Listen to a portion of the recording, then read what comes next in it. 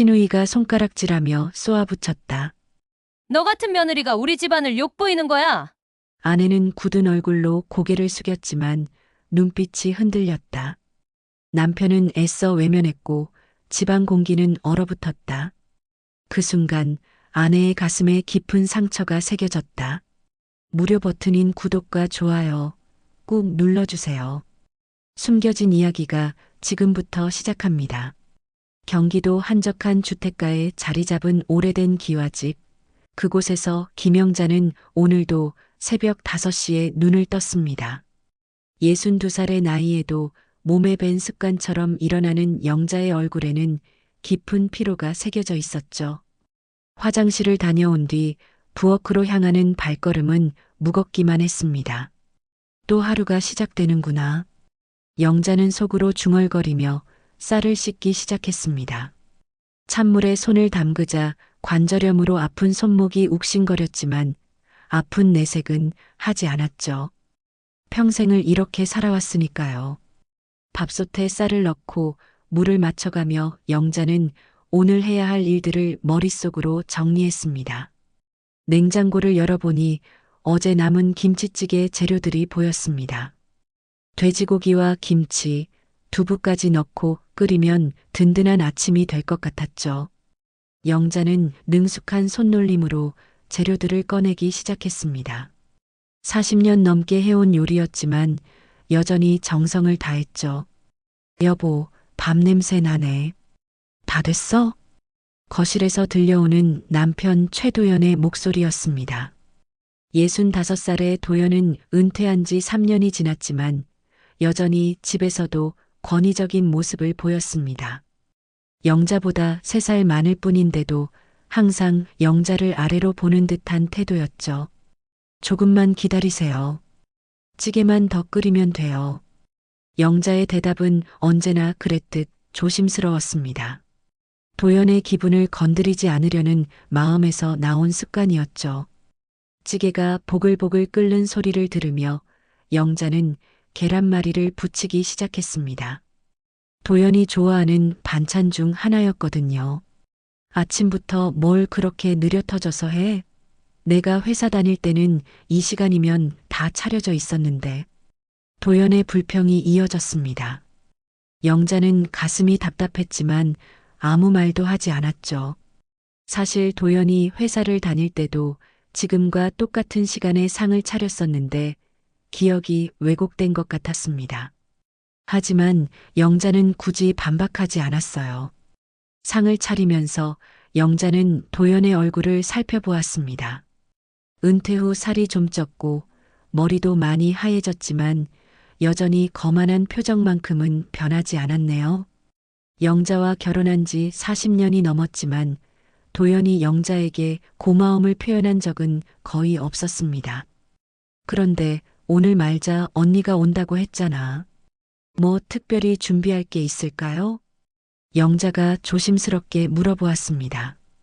최말자는 도연의 누나로 68살이었는데 영자를 늘 무시하고 함부로 대하는 사람이었죠. 명절이나 특별한 날이면 어김없이 찾아와서는 영자를 머슴처럼 부렸습니다. 준비할 것도 없어. 그냥 평소처럼 하면 돼. 언니가 뭘 까다롭게 굴겠어. 도연의 대답은 무뚝뚝했지만 영자는 이미 마음속으로 오늘 해야 할 일들을 정리하고 있었습니다. 말자가 좋아하는 잡채도 만들어야 하고 전도 부쳐야 하고 과일도 예쁘게 깎아 놓아야 했죠. 도연은 그냥 평소처럼 하라고 했지만 말자가 와서 트집이라도 잡으면 결국 영자 탓이 될 테니까요. 아침을 먹는 동안 도연은 신문을 펼쳐들고 중얼거렸습니다. 요즘 세상 참 말도 안 되네. 여자들이 다 설쳐대고 우리 때는 안 그랬는데. 영자는 그 말을 들으면서도 아무 반응을 보이지 않았습니다. 도연의 이런 말들에 익숙해져 있었거든요. 평생을 남편과 시댁을 위해 살아왔는데도 여자들이 설친다는 말을 들어야 하는 현실이 씁쓸했지만 굳이 반박할 용기는 없었죠. 설거지를 하면서 영자는 창밖을 내다보았습니다. 이웃집 마당에서는 강아지 한 마리가 꼬리를 흔들며 뛰어다니고 있었어요. 자유롭고 행복해 보이는 그 모습이 부러웠습니다. 자신은 언제부터 이렇게 갇힌 듯한 삶을 살게 되었을까요? 오전 10시쯤 영자는 시장으로 향했습니다. 말자가 올 때를 대비해서 장을 봐야 했거든요.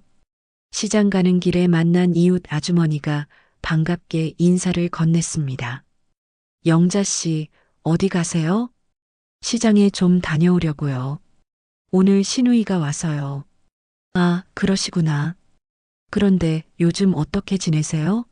남편분이 은퇴하시고 나서 더 바쁘시겠어요. 이웃 아주머니의 말에 영자는 쓴웃음을 지었습니다. 그냥 그렇게 지내고 있어요. 집에 계시니까 오히려 할 일이 더 많아진 것 같네요. 영자의 대답은 담담했지만 그 속에는 말할 수 없는 피로감이 묻어 있었습니다. 실제로 도연이 은퇴한 후 영자의 삶은 더욱 팍팍해졌어요. 하루 종일 집에 있는 남편의 눈치를 봐야 했고 삼시세끼를 빠짐없이 차려내야 했으며 집안 청소도 더욱 꼼꼼히 해야 했으니까요. 시장에서 장을 보는 동안 영자는 다른 아주머니들의 대화를 들었습니다. 요즘 우리 남편이 집에만 있으니까 답답해 죽겠어. 친구들이랑 여행도 가고 싶은데. 맞아, 나도 그래. 평생 남편 뒷바라지만 하다가 이제 좀 내 인생 살고 싶은데 말이야. 그런 대화들이 영자의 귀에는 남의 일처럼 들렸습니다. 자신은 그런 욕심조차 부릴 수 없는 처지였으니까요. 돼지고기, 당근, 시금치, 숙주나물, 잡채 재료들을 하나씩 담으면서 영자는 한숨을 내쉬었습니다. 집으로 돌아와 점심을 준비하면서 영자는 문득 화장대 거울에 비친 자신의 모습을 보게 되었습니다. 언제부터인가 눈가에 주름이 깊게 패였고 입가에는 늘 침울한 표정이 자리 잡고 있었죠. 한때는 동네에서 예쁘다는 소리를 들었던 자신이었는데 이제는 그저 늙고 지친 아줌마일 뿐이었습니다. 평생을 이렇게 살아왔는데 언제까지 이래야 하나. 영자는 속으로 중얼거렸습니다. 결혼한 지 벌써 40년이 넘었는데 그동안 온전히 자신만을 위한 시간이 얼마나 있었을까요?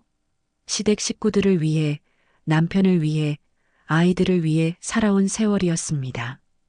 그런데도 누구 하나 영자의 희생과 노고를 제대로 인정해주는 사람은 없었죠. 오후 3시쯤 현관문이 드르륵 열리는 소리가 들렸습니다. 최말자가 도착한 것 같았어요. 영자는 서둘러 앞치마 끈을 고쳐 메고 현관으로 나갔습니다. 언니, 어서 오세요. 잘 오셨어요. 영자의 인사는 정중했지만 마음속으로는 벌써 긴장이 되기 시작했습니다. 응, 왔어. 그런데 집이 좀 어수선하네. 청소는 제대로 했어? 말자의 첫마디였습니다. 사실 집은 아침부터 깨끗하게 정리해 놓았는데도 말자는 늘 이런 식으로 트집부터 잡았죠. 영자는 괜히 위축되면서 고개를 숙였습니다. 죄송해요. 다시 한번 살펴볼게요. 이렇게 또 하루가 시작되었습니다. 겉보기에는 평화로워 보이는 가정이었지만 영자의 마음속에는 말로 표현할 수 없는 무거운 그림자가 드리워져 있었습니다. 최말자가 거실에 들어서자마자 영자의 하루는 완전히 달라졌습니다. 말자는 소파에 털썩 주저앉으며 사방을 둘러보기 시작했어요. 도연아, 잘 지내지?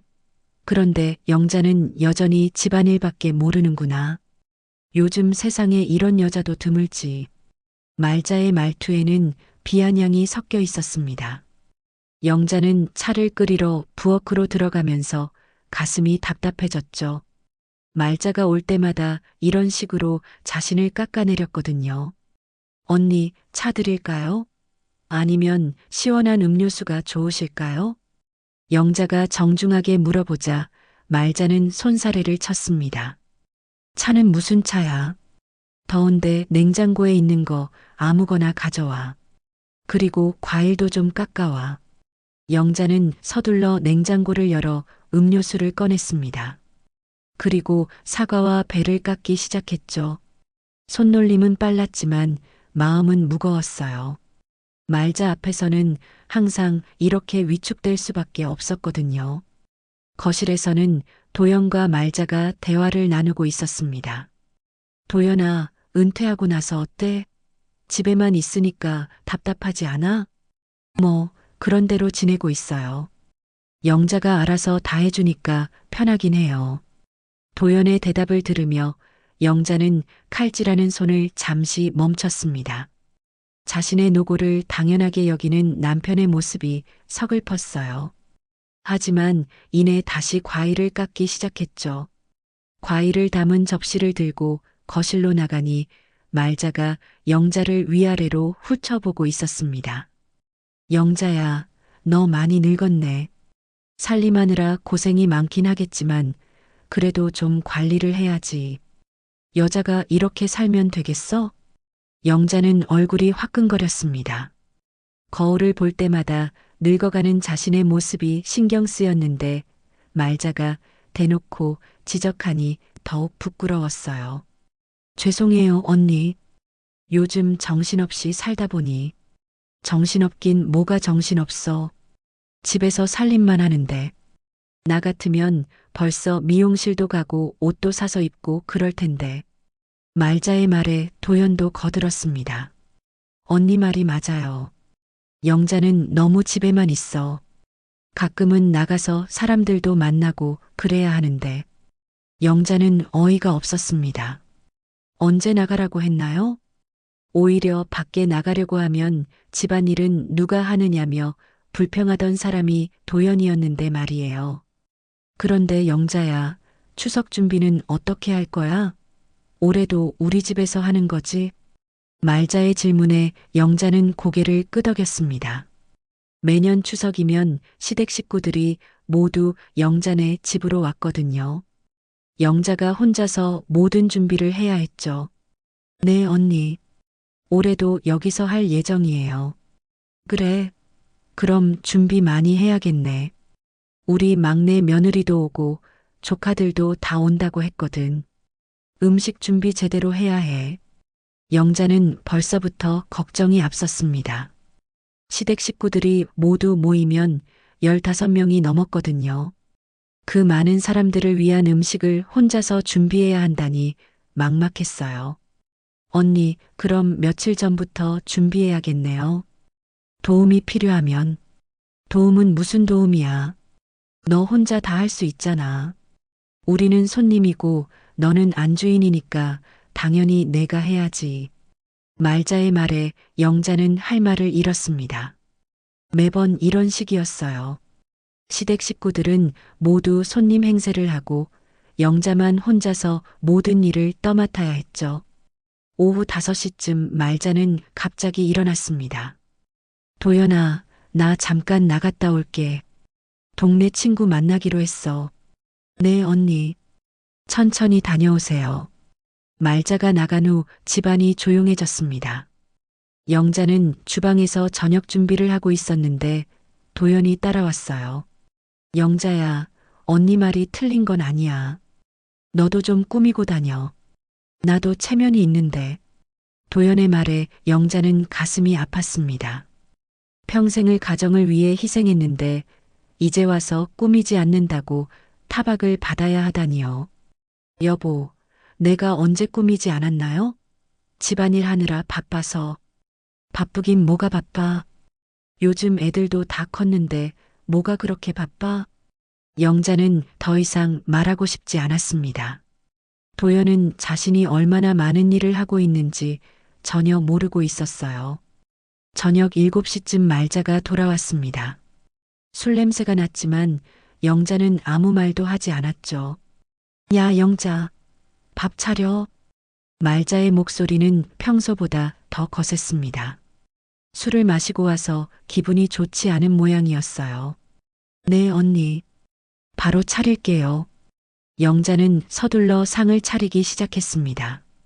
김치찌개, 생선구이, 나물 반찬들을 정성스럽게 담아냈죠. 이게 뭐야? 반찬이 고작 이것뿐이야? 말자가 불평하기 시작했고 영자는 당황했어요. 평소보다 오히려 반찬 가짓수가 더 많았는데 말이에요. 죄송해요, 언니. 더 준비할게요. 더 준비하긴 뭘 더 준비해. 이미 다 차렸는데. 정말 성의가 없어. 말자는 계속해서 트집을 잡았습니다. 밥이 너무 되었다. 김치가 너무 시다.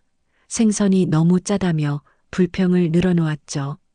영자야, 너 정말 요리 솜씨가 떨어졌네. 예전에는 이렇지 않았는데. 영자는 참을 수 없었지만 꾹 눌러 담았습니다. 하지만 마음속에서는 분노가 끓어오르고 있었어요. 식사가 끝난 후 설거지를 하는 동안 영자는 눈물을 참아야 했습니다. 평생을 이렇게 무시당하며 살아야 하는 자신의 처지가 너무 비참했거든요. 영자야, 차 좀 끓여줘. 거실에서 들려오는 말자의 목소리였습니다.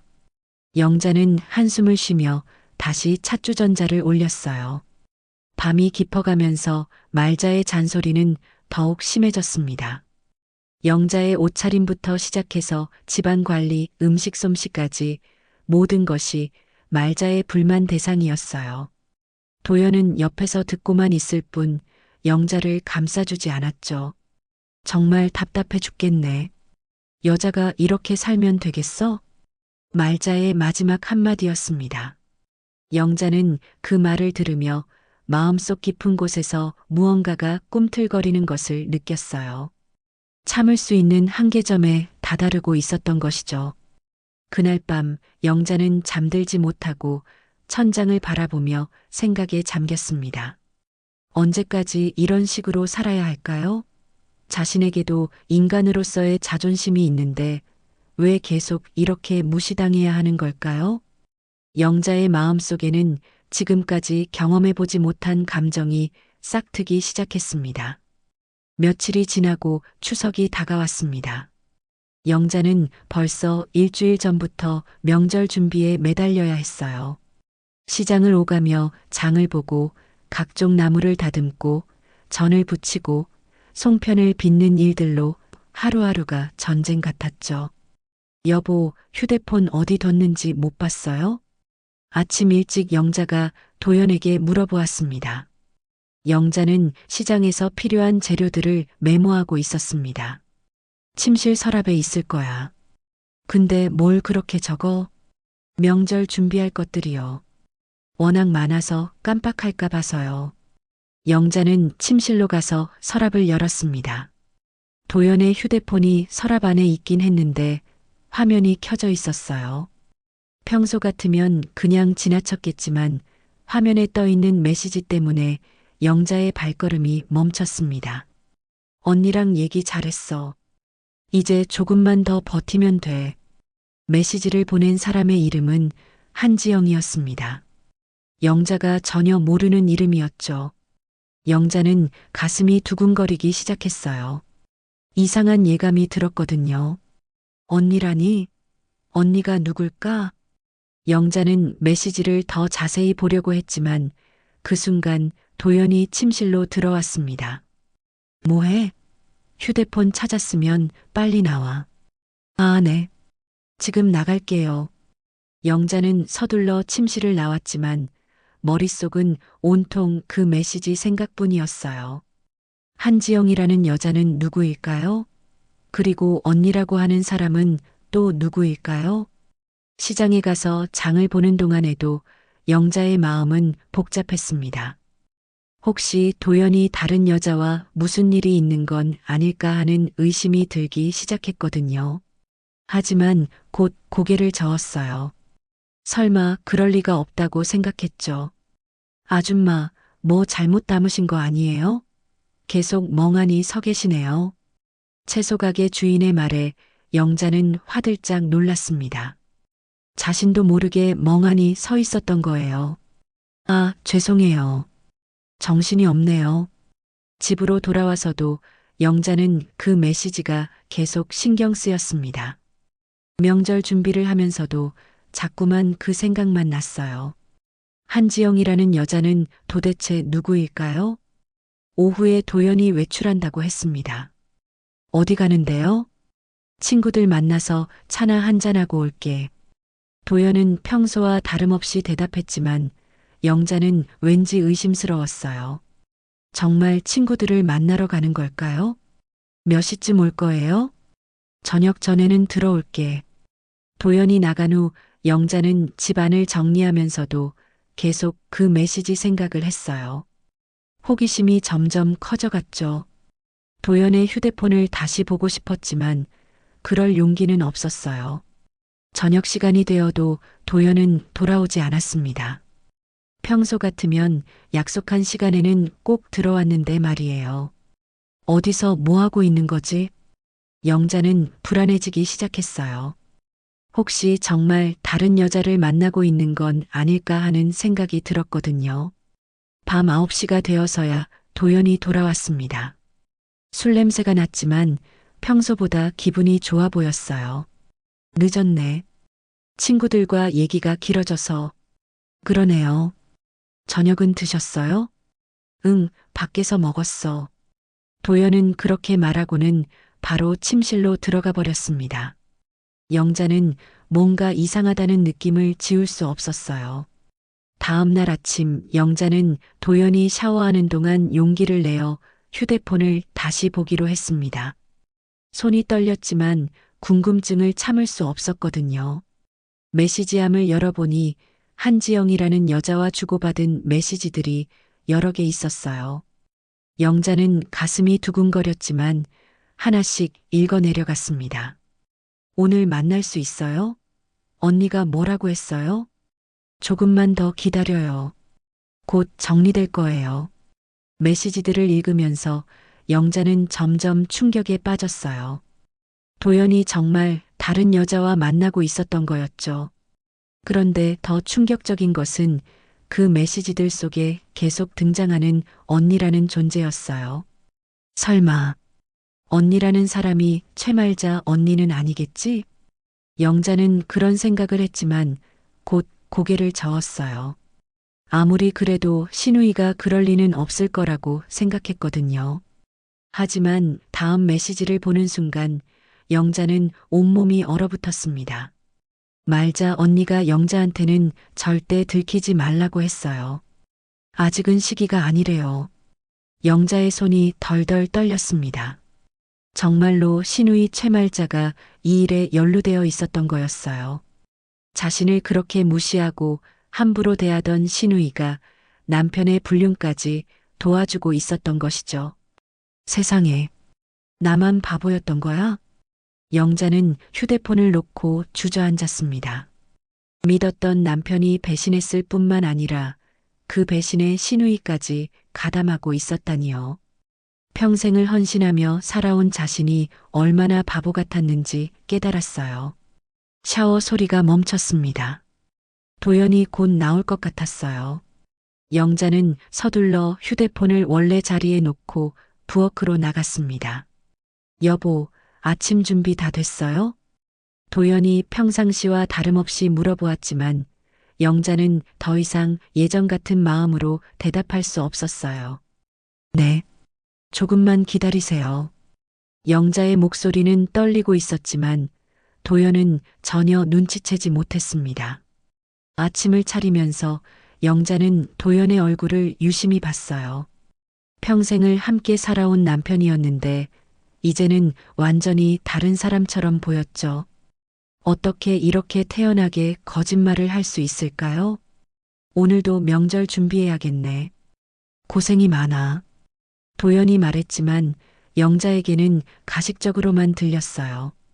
네. 할 일이 많네요. 영자는 더 이상 말하고 싶지 않았어요. 마음속에는 분노와 배신감이 뒤섞여 있었지만 아직은 어떻게 해야 할지 모르겠었죠. 하루 종일 명절 준비를 하면서도 영자의 머릿속은 복잡했습니다. 도연과 한지영, 그리고 신우이 최말자까지 모든 사람들이 자신을 속이고 있었던 거였어요. 정말 모든 게 거짓이었던 거야? 영자는 전을 부치면서 눈물을 참아야 했어요.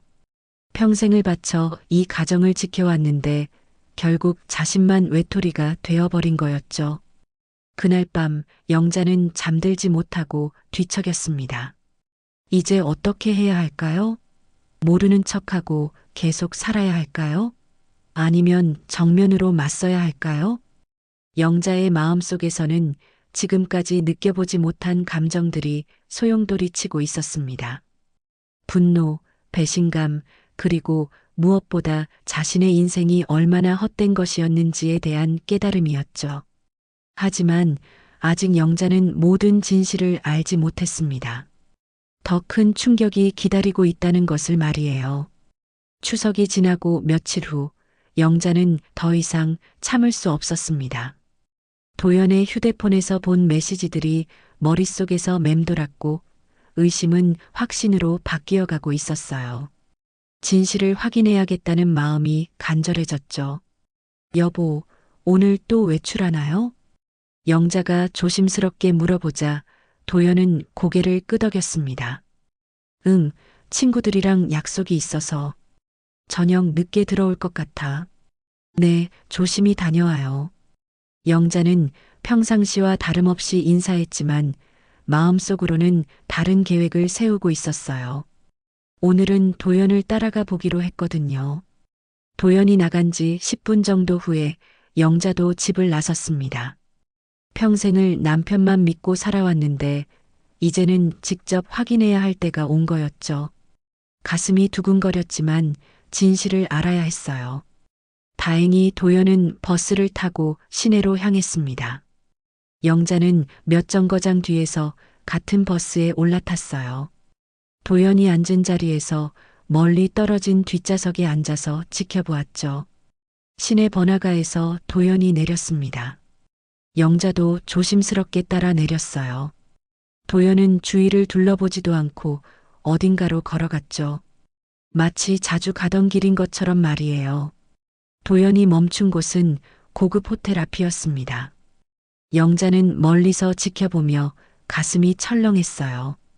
호텔 앞에서 도연을 기다리고 있는 사람이 있었거든요. 젊은 여자였습니다. 아마 30대 후반 정도로 보였어요.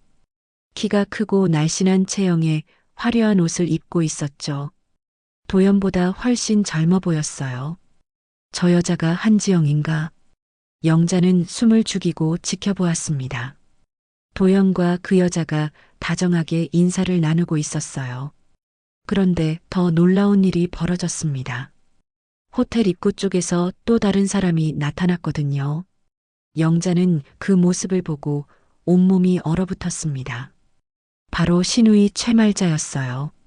세상에, 정말 언니까지. 영자는 믿을 수 없었어요. 남편의 불륜을 신우이가 도와주고 있었다는 추측이 현실로 드러나는 순간이었죠. 말자는 도연과 그 젊은 여자에게 다가가서 반갑게 인사를 나눴습니다. 세 사람은 마치 오래전부터 알고 지낸 사이처럼 자연스러웠어요. 영자는 가까이 다가가서 그들의 대화를 엿들어보고 싶었지만 들킬까봐 겁이 났습니다. 대신 멀리서 그들의 모습만 지켜보았어요. 말자가 그 젊은 여자의 어깨를 감싸 안으며 무언가 말하고 있었습니다. 도연은 옆에서 웃으며 고개를 끄덕이고 있었고요. 세 사람 모두 즐거워 보였어요. 다들 날 속였다고? 나만 바보였던 거야? 영자의 눈에서 눈물이 흘러내렸습니다. 평생을 믿어왔던 사람들이 모두 자신을 배신하고 있었던 거였죠. 세 사람은 호텔 안으로 들어갔습니다. 영자는 호텔 로비 한편에 있는 카페에서 그들을 지켜보기로 했어요. 다행히 로비가 내려다 보이는 자리가 있었거든요. 그들은 로비 한쪽 소파에 앉아서 대화를 나누고 있었습니다. 영자는 떨리는 마음으로 그 모습을 바라보았어요. 가까이 가서 대화 내용을 듣고 싶었지만 용기가 나지 않았죠. 1시간 정도 지난 후 말자가 먼저 일어났습니다. 도연과 그 젊은 여자에게 무언가 말을 하더니 혼자 호텔을 나갔어요.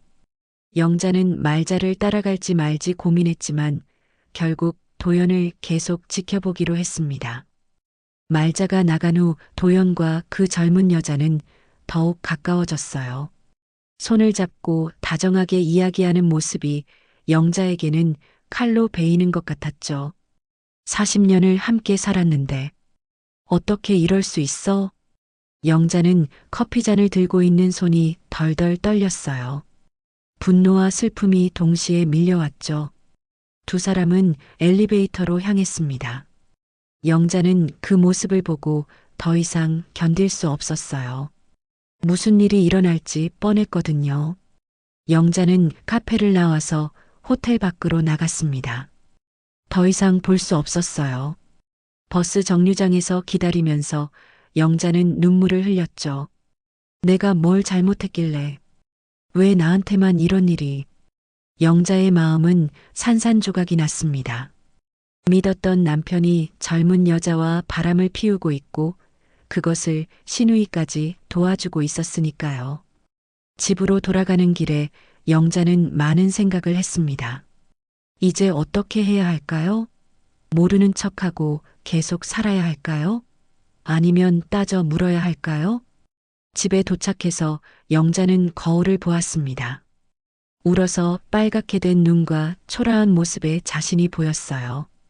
그 젊은 여자와 비교하니 자신이 얼마나 늙고 볼품없어 보이는지 절감했죠. 나도 한때는 예뻤는데. 영자는 옛날 사진을 꺼내 보았어요. 젊었을 때의 자신은 정말 예뻤거든요. 하지만 평생을 가정을 위해 희생하면서 언제부터인가 자신을 돌보지 않게 되었죠. 저녁 9시쯤 도연이 돌아왔습니다. 평상시와 다름없는 모습이었지만 영자의 눈에는 모든 것이 다르게 보였어요. 늦었네. 친구들과 얘기가 길어져서. 도연의 거짓말을 들으며 영자는 가슴이 아팠습니다. 어떻게 이렇게 태연하게 거짓말을 할 수 있을까요? 그러네요. 저녁은 드셨어요? 응, 밖에서 먹었어. 영자는 더 이상 묻고 싶지 않았어요. 어차피 모든 게 거짓말일 테니까요. 그날 밤 영자는 잠들 수 없었습니다. 오늘 본 광경이 계속 머릿속에 맴돌았어요. 도연과 그 젊은 여자가 손을 잡고 다정하게 이야기하던 모습, 그리고 그것을 도와주던 시누이 말자의 모습까지. 정말 모든 게 끝난 건가? 영자는 천장을 바라보며 생각했습니다. 40년 결혼 생활이 이렇게 허망하게 끝나는 걸까요? 하지만 영자는 아직 모르고 있었습니다. 이것이 시작일 뿐이라는 것을 말이에요. 더 큰 배신과 충격이 기다리고 있다는 것을요. 다음 날 아침 영자는 평상시와 다름없이 일어나서 아침을 준비했습니다. 하지만 마음은 전혀 다른 상태였어요. 이제는 도연을 보는 시선이 완전히 바뀌어 있었죠. 여보, 오늘은 뭐 하실 거예요? 집에서 쉴 것 같아. 별일 없으면. 도연의 대답을 들으며 영자는 씁쓸한 웃음을 지었습니다. 거짓말쟁이의 말을 더 이상 믿을 수 없었거든요. 영자의 마음속에는 새로운 결심이 자리 잡고 있었습니다. 더 이상 당하고만 있을 수는 없다는 생각이었죠. 일주일이 지난 어느 날 아침, 영자는 평상시와 다름없이 아침을 준비하고 있었습니다. 하지만 마음 한구석에는 계속해서 불안감이 자리 잡고 있었어요. 도연의 행동을 지켜보면서 언제 다음 거짓말이 나올지 예상하고 있었거든요. 여보, 오늘 일찍 나가야 할 일이 있어. 도연이 평소보다 서둘러 아침을 먹으며 말했습니다. 영자는 이제 도연의 말을 그대로 믿지 않았어요. 어디 가는데요? 친구가 급한 일이 있다고 해서. 저녁에 들어올게. 또 다른 거짓말일 가능성이 높았지만 영자는 더 이상 추궁하지 않았습니다.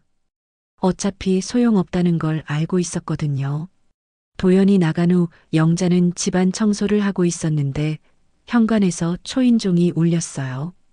누가 왔을까 싶어서 나가보니 택배 기사였습니다. 김영자 씨 맞으세요? 등기후 편이요. 네, 맞는데요. 뭔가요? 영자는 택배를 받으면서 의아했어요. 보내는 사람이 변호사 사무실이었거든요. 무슨 일일까 싶어서 서둘러 봉투를 뜯어보았는데 봉투 안에는 법원에서 온 서류가 들어 있었습니다. 영자는 그 내용을 보고 온몸에 피가 마르는 느낌이었어요. 이혼 조정 신청서 도연이가 영자를 상대로 이혼 신청을 한 거였습니다. 영자는 서류를 들고 있는 손이 덜덜 떨렸어요. 설마 이런 일까지 일어날 줄은 몰랐거든요. 이혼이라니. 어떻게 이럴 수가 있어? 영자는 주저앉아서 서류를 다시 한번 천천히 읽어보았습니다. 도연이 제시한 이혼 사유는 성격 차이와 가치관 충돌이었어요. 40년을 함께 살아왔는데 갑자기 성격 차이라니 말도 안 되는 핑계였죠. 더 충격적인 것은 재산 분할 조건이었습니다. 집과 땅은 모두 도연 명의로 되어 있었는데 영자가 받을 수 있는 것은 거의 없다고 명시되어 있었어요. 평생을 이 집을 지켜왔는데 내가 받을 게 없다고? 영자는 분노가 치밀어 올랐습니다. 자신이 얼마나 이 가정을 위해 희생했는데 이제 와서 빈손으로 쫓겨나라는 거였죠. 오후에 도연이 일찍 돌아왔습니다. 평소 같으면 저녁 늦게 들어왔는데 오늘은 5시쯤 왔어요. 아마 영자가 서류를 받았을 시간을 계산해서 온 것 같았죠. 왔어요.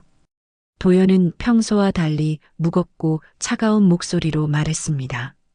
영자는 거실 탁자 위에 놓여있는 이혼 서류를 바라보며 답답한 마음을 달래려 했어요. 서류 받았지? 도연이 직접적으로 물어보았습니다. 더 이상 숨길 것도 없다는 듯이 말이에요. 네, 받았어요. 그런데 이게 무슨 뜻이에요? 영자는 떨리는 목소리로 물어보았습니다. 아직도 믿기 어려웠거든요. 말 그대로야. 이제 우리 헤어지자. 도연의 말은 차갑고 단호했습니다. 마치 오래전부터 준비해온 듯한 태도였어요. 여보, 우리가 40년을 함께 살았는데 갑자기 왜 이러는 거예요? 갑자기가 아니야. 나도 오래 생각해봤어. 이제는 각자 다른 길을 가는 게 좋을 것 같아. 영자는 도연의 얼굴을 유심히 봤어요. 한때는 사랑했던 남편이었는데 이제는 완전히 낯선 사람 같았죠. 혹시 다른 여자가 있는 거예요? 영자가 조심스럽게 물어보자 도연은 잠시 당황하는 기색을 보였습니다. 하지만 이내 태연한 척했어요. 무슨 소리야? 그냥 우리가 안 맞는 것 같아서 그래. 안 맞는다고요? 지금까지는 괜찮았잖아요. 지금까지가 문제였어. 계속 참고 살았던 거야. 도연의 말에 영자는 어이가 없었어요.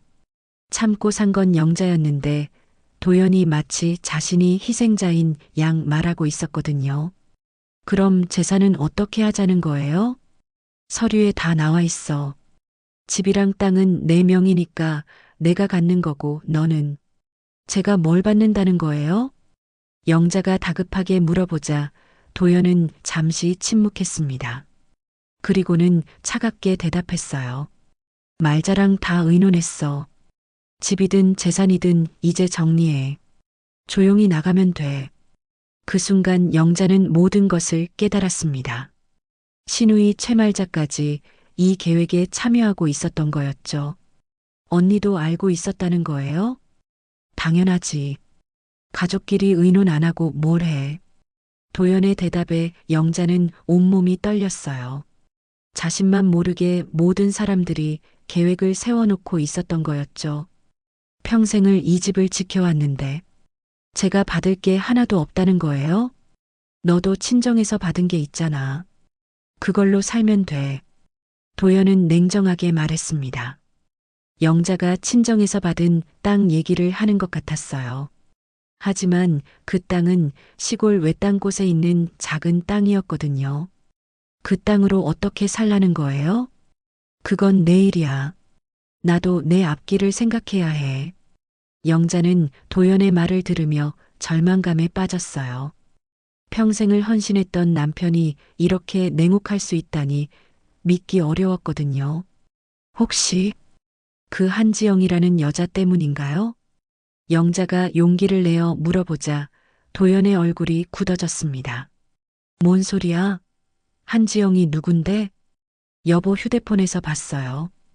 그 여자랑 주고받은 메시지들. 도연은 잠시 당황했지만 이내 화를 냈어요. 남편 휴대폰을 몰래 봤다는 거야? 정말 실망이야. 오히려 영자를 비난하며 화제를 돌리려 했죠. 실망은 제가 해야 할 말 아닌가요? 다른 여자랑 바람 피우면서 바람이 아니야. 그냥 친구야. 도연의 변명은 약했지만 끝까지 부인했어요. 친구가 호텔에서 만나나요? 저도 다 봤어요. 영자가 그날 목격한 일을 말하자 도연은 완전히 당황했습니다. 너, 나를 미행했다는 거야? 미행이 아니라 우연히 봤어요. 언니도 함께 있더라고요. 도연은 더 이상 변명할 수 없다는 걸 깨달았는지 태도를 바꿨어요. 그래, 맞아. 한지영이랑 사귀고 있어. 그래서 이혼하자는 거야. 마침내 도연이 모든 것을 인정했습니다. 영자는 직접 들으니 더욱 충격이었어요. 40년을 함께 살았는데 어떻게 이럴 수 있어요? 40년이 길어 보이지만 내 인생도 한 번뿐이야. 이제는 내가 행복하고 싶어. 도연의 말은 잔인했습니다. 마치 영자와 함께한 시간이 불행했다는 듯이 말하고 있었거든요. 그럼 저는 어떻게 하라는 거예요? 너도 내 길을 찾아. 서로 발목 잡지 말고. 영자는 더 이상 할 말이 없었어요. 평생을 믿고 사랑했던 남편이 이렇게 차갑게 돌변할 수 있다니 정말 믿기 어려웠죠. 그날 밤 영자는 잠들 수 없었습니다. 이혼 서류를 들여다보며 자신의 앞날을 생각해 봤어요. 정말 아무것도 가진 게 없는 상태로 새 출발을 해야 하는 걸까요? 하지만 영자는 아직 자신이 가진 것이 있다는 사실을 기억하지 못하고 있었습니다. 친정에서 물려받은 그 땅 말이에요. 이혼 서류를 받은 지 사흘이 지났습니다. 영자는 그동안 거의 잠을 이루지 못했어요. 평생을 바쳐 지켜온 가정이 하루아침에 무너져 내린 충격이 너무 컸거든요. 도연은 영자와 마주치는 것조차 피하며 일찍 나가고 늦게 들어오는 생활을 반복했죠. 이제 정말 끝인 건가? 영자는 침실에서 오래된 서류함을 꺼내 보았습니다. 결혼할 때부터 모아둔 각종 서류들이 들어 있었어요. 도연과 함께 찍은 사진들, 아이들 출생신고서, 그리고 부모님께서 물려주신 땅 문서까지 말이에요. 이 땅 문서라도 있으니 다행이지. 영자는 친정 어머니께서 돌아가시기 전에 주신 땅 문서를 꺼내 보았습니다. 경기도 외곽 지역에 있는 작은 땅이었어요. 당시에는 별로 가치가 없어 보였지만 어머니께서는 언젠가는 쓸 일이 있을 거다라고 하시며 영자에게 맡기셨죠. 하지만 영자는 그 땅에 대해 자세히 알지 못했습니다. 위치도 정확히 기억나지 않았고 현재 어떤 상태인지도 모르고 있었어요. 평생을 남편과 시댁을 위해 살면서 자신의 재산에 대해서는 관심을 두지 않았거든요. 한번 알아봐야겠어. 영자는 용기를 내어 부동산 중개소를 찾아가기로 했습니다. 그 땅이 지금 어떤 가치가 있는지 궁금했거든요. 동네 부동산 중개소에 들어가니 중년의 남성이 친절하게 맞아주었어요. 어서 오세요. 무엇을 도와드릴까요? 땅 시세를 좀 알아보려고 하는데요. 영자는 땅 문서를 꺼내 보여주었습니다. 부동산 중개인은 서류를 자세히 살펴보더니 놀라는 표정을 지었어요. 아, 이 지역이요? 여기 요즘 핫한 곳인데요. 핫하다는 게 무슨 말씀이세요? 최근에 신도시 개발 구역으로 지정되었거든요. 지하철 연장 계획도 있고 대형 쇼핑몰도 들어설 예정이에요. 영자는 가슴이 두근거리기 시작했어요. 설마 자신이 가진 땅이 그렇게 좋은 위치에 있었다니 믿기 어려웠거든요. 그럼 지금 시세가 어느 정도 될까요?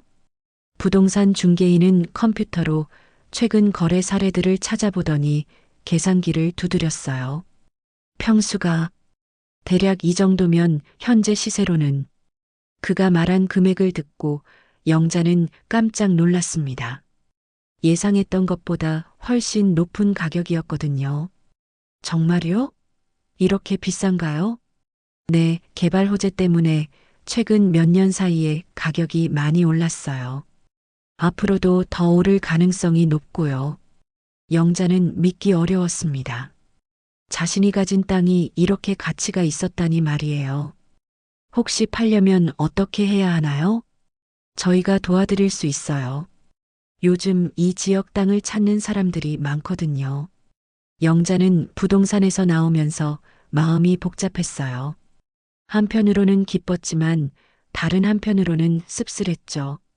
평생을 가난하게 살아왔는데 사실은 이런 재산이 있었다는 게 아이러니했거든요. 집으로 돌아와서 영자는 다시 한번 땅 문서를 자세히 살펴보았습니다. 어머니께서 언제 이 땅을 사셨는지, 왜 영자에게 물려주셨는지 생각해 봤어요. 어머니께서 미리 다 아셨던 걸까? 영자는 돌아가신 어머니가 그리워졌습니다. 저녁 시간에 도연이 돌아왔습니다. 며칠 동안 서로 말도 제대로 나누지 않았는데 오늘은 무언가 말하고 싶은 듯한 표정이었어요. 영자야, 이혼 서류는 언제 사인할 거야? 도연이 직접적으로 물어보았습니다. 영자는 그 말을 듣고 가슴이 답답했지만 이제는 예전과 다른 마음가짐이었어요. 급하게 할 필요는 없잖아요.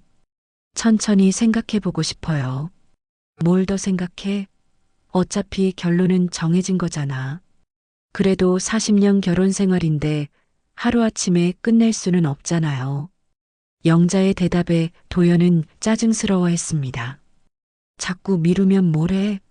한지영도 기다리고 있는데. 도연이 그 여자 이름을 직접 언급하자 영자는 화가 났어요. 그 여자가 그렇게 급한가요? 40년 결혼 생활보다 그 여자가 더 중요하다는 거예요? 중요하고 안 중요하고가 문제가 아니야. 이미 끝난 일인데 왜 자꾸 붙잡고 있어? 도연의 말에 영자는 마음속에서 무언가가 단단해지는 것을 느꼈어요. 끝난 일이라고 하네요. 그렇게 쉽게 끝낼 수 있는 관계였나요? 영자야, 현실을 받아들여. 우리는 이제 남남이야. 남남이요? 40년을 함께 살았는데 하루아침에 남남이 된다고요? 영자는 목소리를 높였습니다. 평생을 순종적으로 살아왔지만 이제는 더 이상 참을 수 없었어요. 왜 갑자기 이래? 예전에는 조용하던 내가 왜 이렇게 따져? 도연도 짜증을 내기 시작했습니다. 조용했던 게 잘못인가요?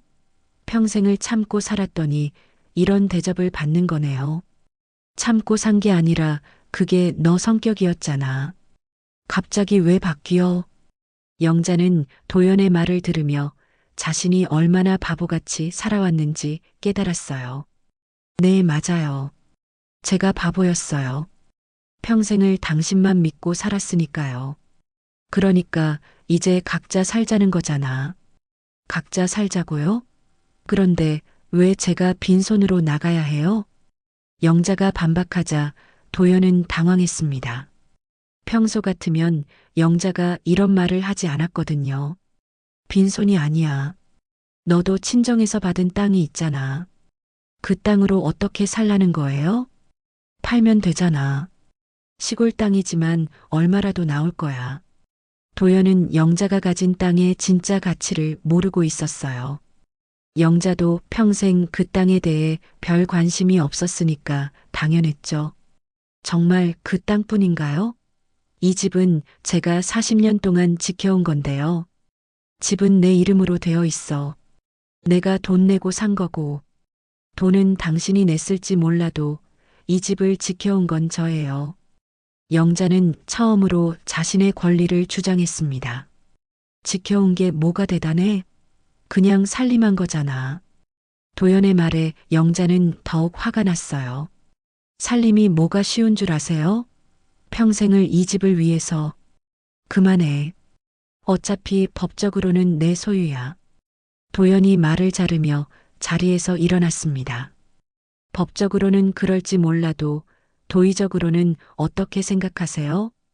영자가 마지막으로 물어보자 도연은 냉정하게 대답했어요. 도의는 이미 끝났어. 이제는 법대로 할 뿐이야. 그날 밤 영자는 오랫동안 생각에 잠겼습니다. 이제 정말로 새로운 선택을 해야 할 때가 온 것 같았어요. 더 이상 당하고만 있을 수는 없었거든요. 영자의 마음속에서는 지금까지 경험해보지 못한 강한 의지가 싹트고 있었습니다. 그로부터 일주일 후, 영자는 마침내 결심을 굳혔습니다. 더 이상 당하고만 살 수는 없다는 생각이 확고해졌어요. 부동산에서 알아본 땅의 가치를 생각하니 용기가 생겼거든요. 이제는 자신도 뭔가 할 수 있다는 자신감이 들었죠. 오늘은 모든 걸 정리하자. 영자는 거울 앞에서 단정히 옷을 입고 머리를 빗으며 다짐했습니다. 평생을 구부정한 자세로 살아왔지만 오늘만큼은 당당하게 서고 싶었어요. 마침 오늘은 시댁 식구들이 모이는 날이었습니다. 도연이 가족들에게 이혼 소식을 알리고 앞으로의 계획에 대해 논의하자고 했거든요. 물론 영자의 의견은 전혀 묻지 않은 채 말이에요. 오후 2시쯤 최말자가 먼저 도착했습니다. 평소와 달리 화려하게 차려입고 왔어요. 마치 축하할 일이라도 있는 것처럼 말이죠. 영자야, 잘 있었어? 오늘 중요한 얘기 할 날이네. 말자의 말투에는 여전히 영자를 무시하는 기색이 역력했습니다. 네, 언니. 들어오세요. 영자는 예전과 다름없이 정중하게 인사했지만 마음속으로는 다른 생각을 하고 있었어요. 곧이어 도연의 동생 부부와 조카들도 도착했습니다. 거실이 북적거려졌죠. 영자는 습관적으로 차와 과일을 준비했어요. 자, 이제 다 모였으니까 얘기해보자. 도연이 자리에 앉으며 말했습니다. 마치 회의를 주재하는 것 같은 모습이었어요. 영자와 이혼하기로 했어. 서로 합의하에서 말이야. 도연의 말에 다른 가족들은 별로 놀라지 않았어요. 이미 다 알고 있었던 것 같았죠. 그래, 이혼이 답인 것 같아. 영자도 그렇게 생각하지? 말자가 영자를 향해 물어보았습니다. 마치 영자가 당연히 동의할 것이라는 듯한 태도였어요. 저는 영자가 말을 시작하려는 순간 현관문이 열렸습니다. 누군가 들어오는 소리가 들렸어요. 안녕하세요. 젊은 여자의 목소리였습니다. 영자는 그 목소리를 듣고 온몸이 굳어졌어요. 분명히 한지영이었거든요. 정말로 한지영이 들어왔습니다. 영자가 호텔에서 봤던 바로 그 여자였어요. 키가 크고 날씬한 몸매에 화려한 옷을 입고 있었죠. 지영이 왔구나. 어서 와. 도연이 반갑게 인사했습니다. 가족들 앞에서도 전혀 부끄러워하지 않는 모습이었어요. 안녕하세요, 말자 언니. 한지영이 최말자에게 인사하는 모습을 보고 영자는 확신했어요. 정말로 신우이가 이 불륜에 개입하고 있었던 거였죠. 영자 씨, 처음 뵙겠습니다. 한지영이 영자에게 인사를 건넸습니다. 목소리는 정중했지만 눈빛에는 승리감이 어려 있었어요. 네. 영자는 간신히 대답했습니다. 이런 상황이 될 줄은 꿈에도 몰랐거든요. 자, 이제 다 모였으니까 본격적으로 얘기해보자. 말자가 회의를 주도하기 시작했습니다. 영자야, 이혼하는 게 서로에게 좋을 것 같아. 도연이도 새로운 시작을 하고 싶어 하고 지영이도 기다리고 있으니까. 영자는 그 말을 들으며 분노가 치밀어 올랐어요. 마치 자신이 방해물인 것처럼 취급하고 있었거든요. 그런데 재산 분할은 어떻게 할 건데? 도연의 동생이 노골적으로 물어보았습니다. 그건 이미 정해져 있어. 집하고 땅은 도연이 명의니까 당연히 도연이 갖는 거고, 말자가 단호하게 말했어요. 그럼 영자는 뭘 가져가는데? 영자도 친정에서 받은 땅이 있잖아. 그걸로 충분해. 영자는 그들의 대화를 들으며 자신이 완전히 배제되고 있음을 느꼈어요. 마치 물건을 나누는 것처럼 자신의 운명이 결정되고 있었죠. 잠깐만요. 영자가 처음으로 목소리를 냈습니다. 거실이 조용해졌어요. 저도 할 말이 있어요. 뭔 말이야? 이미 다 정해진 건데. 말자가 짜증스럽게 말했지만 영자는 물러서지 않았어요. 제가 언제 이혼에 동의한다고 했나요? 영자의 말에 모든 사람들이 당황했습니다. 평소 같으면 영자가 이런 말을 하지 않았거든요. 동의 안 하면 어쩔 건데? 어차피 법적으로 이혼은 가능해. 도연이 차갑게 말했어요. 법적으로는 그럴지 몰라도 재산 분할은 다른 문제잖아요.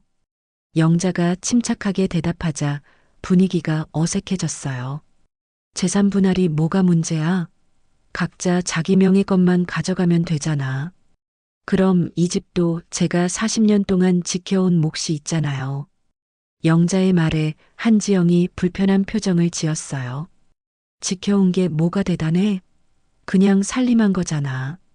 말자가 영자를 깎아내렸지만 영자는 더 이상 위축되지 않았어요. 살림이 쉬운 일인 줄 아세요? 평생을 이 집을 위해 희생했는데. 희생은 무슨 희생이야. 남편 돈으로 편하게 살았으면서. 한지영까지 영자를 비난하기 시작했어요. 영자는 그 모습을 보며 분노가 폭발 직전에 이르렀죠. 편하게 살았다고요? 새벽 5시부터 일어나서 밤늦게까지 집안일 하는 게 편한 거예요? 영자의 목소리가 높아졌어요. 그럼 뭐 어쩌자는 거야? 이제 와서 우기면 뭐가 달라져?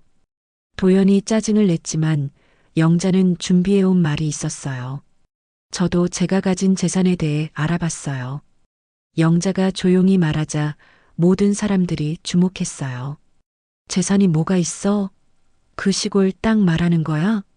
말자가 비웃듯이 말했어요. 영자는 가방에서 서류를 꺼냈습니다. 부동산에서 받아온 감정서였어요. 이게 뭔지 아세요? 영자가 서류를 테이블 위에 놓자 모든 사람들이 궁금해했어요. 바로 제 이름으로 된 땅 감정서예요. 영자의 말에 도연이 서류를 집어들었어요. 그리고 그 내용을 보고는 얼굴이 하얗게 질렸죠. 이게 정말이야? 도연이 떨리는 목소리로 물어보았어요. 네, 정말이에요. 제가 가진 땅이 신도시 개발 구역에 포함되어서 가치가 많이 올랐대요. 영자의 말에 모든 사람들이 충격에 빠졌어요. 그들이 무시했던 그 시골 땅이 엄청난 가치를 가지고 있었던 거였죠. 그래서 이제는 제가 주도권을 갖겠어요. 영자가 차갑게 웃으며 말했습니다. 평생 처음으로 당당한 자신의 모습이었어요. 거실은 완전히 조용해졌습니다. 그동안 영자를 무시했던 모든 사람들이 말을 잃었어요. 이제 진짜 주인이 누군지 알겠죠? 영자의 마지막 한마디가 거실에 울려 퍼졌습니다. 영자가 땅 감정서를 공개한 후 거실은 마치 시간이 멈춘 것처럼 조용했습니다. 그동안 영자를 무시하고 깔보던 모든 사람들이 충격에 빠져 있었거든요. 특히 도연과 한지영, 그리고 최말자의 얼굴은 창백해져 있었어요. 이게 정말 맞는 거야?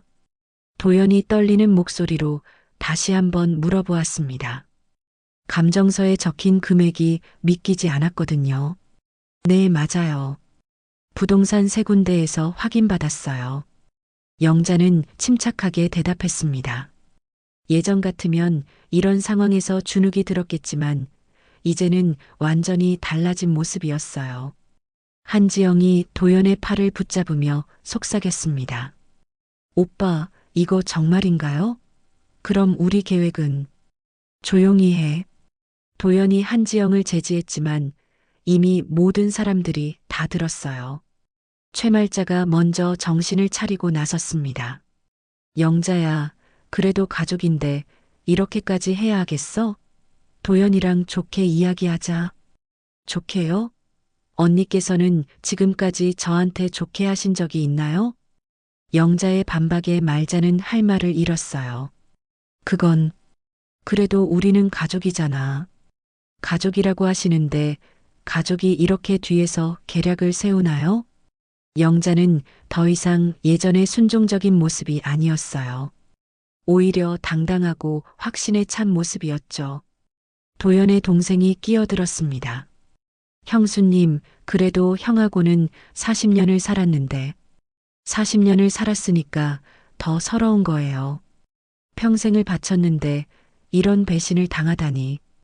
영자의 말에 모든 사람들이 조용해졌어요. 사실 영자의 말이 틀리지 않았거든요. 한지영이 견디지 못하고 일어섰습니다. 저는 먼저 가볼게요. 이런 자리에 있기가 불편해서요. 그러네요. 애초에 여기 올 자리가 아니었어요. 영자가 차갑게 말하자 한지영은 얼굴을 붉혔어요. 당신이 뭔데 저한테 그런 식으로 말해요? 제가 이 집의 안주인이니까요. 적어도 아직까지는 말이에요. 한지영은 더 이상 할 말이 없어서 도연을 바라보았지만 도연도 어쩔 줄 몰라 했어요. 도연 오빠, 우리 나가요. 한지영이 도연의 팔을 잡아 끌었지만 도연은 쉽게 일어나지 못했어요. 잠깐, 지영아. 일단 얘기를 정리하고. 뭘 정리해요? 이미 다 틀어진 거려. 한지영은 화를 내며 혼자 나가버렸습니다. 도연은 그 모습을 보며 당황했어요. 지영아, 잠깐. 도연이 한지영을 따라 나가려 하자 영자가 말했습니다. 여보, 가시기 전에 할 말이 있어요. 무슨 말? 도연이 짜증스럽게 대답했어요. 이제부터는 제가 이 집의 진짜 주인이에요. 여보가 원하시면 이혼해도 좋아요. 하지만 재산 분할은 제 조건대로 해야 해요. 영자의 말에 도연은 어이없다는 표정을 지었어요. 내 조건이 뭔데? 이 집은 제가 40년 동안 지켜왔으니까 절반은 제 몫이에요. 그리고 위자료도 받을 거고요. 위자료까지? 도연이 목소리를 높였어요. 당연하죠. 불륜을 저지르셨으니까요. 영자는 담담하게 말했습니다. 이제는 감정적으로 대응하지 않고 냉정하게 판단하고 있었어요. 최말자가 다시 끼어들었습니다. 영자야, 너무 욕심 부리지 마. 그 땅으로도 충분하잖아. 욕심이요? 평생을 희생하고 헌신한 대가를 받는 게 욕심인가요? 영자의 반박에 말자는 할 말을 잃었어요. 언니, 그동안 저를 어떻게 대하셨는지 기억나세요? 명절 때마다 와서 저를 머슴처럼 부리고 무시하고 모욕하셨잖아요. 그런데도 참고 살았어요. 가족이니까. 그런데 언니는 어떻게 하셨나요? 제 남편의 불륜을 도와주셨잖아요. 영자의 말에 말자는 변명할 수 없었어요. 도연의 동생 부부도 더 이상 할 말이 없었어요. 사실 그들도 영자가 그동안 얼마나 희생했는지 알고 있었거든요. 형수님 말씀이 맞는 것 같아요. 우리가 너무 형수님을 당연하게 생각했나 봐요. 도연의 동생이 조심스럽게 말했어요. 너까지 왜 그래? 도연이 화를 냈지만 상황은 이미 영자에게 유리하게 돌아가고 있었어요. 몇 개월이 지났습니다. 결국 영자와 도연은 이혼했어요. 그리고 영자의 조건대로 재산 분할이 이루어졌죠. 집의 절반과 상당한 위자료를 받아낸 영자는 완전히 새로운 인생을 시작할 수 있게 되었어요. 한지영은 도연이 생각보다 가진 게 적다는 걸 알고는 금세 다른 남자를 찾아 떠났습니다. 결국 도연은 젊은 여자에게까지 버림받고 혼자 남게 되었어요. 최말자도 영자에게 잘못을 빌었지만 영자는 쉽게 용서하지 않았어요. 평생의 상처가 하루아침에 치유될 수는 없었거든요. 어느 화창한 봄날, 영자는 자신이 산 새 아파트 베란다에서 커피를 마시고 있었습니다. 도심이 내려다 보이는 좋은 위치의 아파트였어요. 엄마, 새 집 정말 좋네요. 딸이 놀러와서 말했습니다. 그러게. 엄마가 이렇게 당당하게 사실 줄 몰랐어요. 아들도 감탄했어요. 평생을 남 눈치만 보고 살았는데 이제는 내가 나답게 살고 싶어. 영자는 환하게 웃으며 말했습니다. 얼굴에는 예전의 지친 모습 대신 생기가 돌고 있었어요. 엄마, 요즘 정말 예뻐지신 것 같아요. 딸의 말에 영자는 거울을 보았어요. 정말로 예전과는 다른 모습이었어요. 자신감이 생기니까 전체적인 분위기가 달라진 거였죠.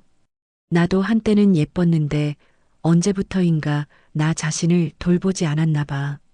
영자는 새로 산 옷을 입고 미용실도 다니고 있었어요.